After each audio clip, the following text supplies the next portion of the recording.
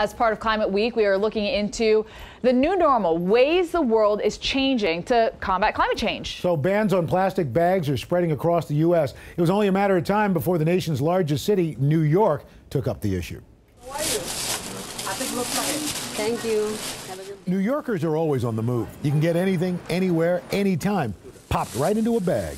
We don't even really want it, but everything is put in a bag, put in a bag. We all use them in massive numbers, just far, far more than we need to. Well, New York City Council member Brad Lander is part of the big push to turn the Big Apple green. He and several colleagues introduced a measure last month to put a 10-cent fee on every paper and plastic bag used in stores. It's aimed at reducing trash on the city's streets. Since it's a fee and not a tax, the money goes right back into the store owner's pocket. 10 cents, not too bad for business. I think we're paying enough in taxes, enough in everything. Charging us 10 cents for a bag is just ridiculous. She's not alone. Brad Gerstmann and his New York Association of Grocery Stores are battling the bill. There's a tax on the consumer. The consumer has to pay more for doing something that the government says they don't want them to do. We have to get away from the concept of taxing is the answer. Gerstmann's group is worried about how the city can possibly enforce the fee on the tens of thousands of businesses covered by it.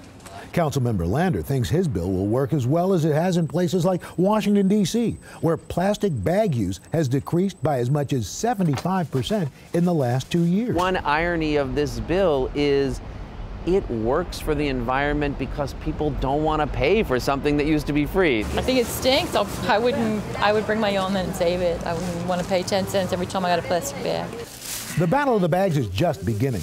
City Council has until the end of the year to pass the bill and get Mayor Michael Bloomberg to sign it into law. Well, if it passes, the bag fee will exclude restaurants and people paying with food stamps. And here's the thing. It takes something like 1,000 years for a plastic bag to biodegrade. And I got to tell you, the cloth bags are just easier to carry on your shoulders. You don't get all that plastic, ringing when you try.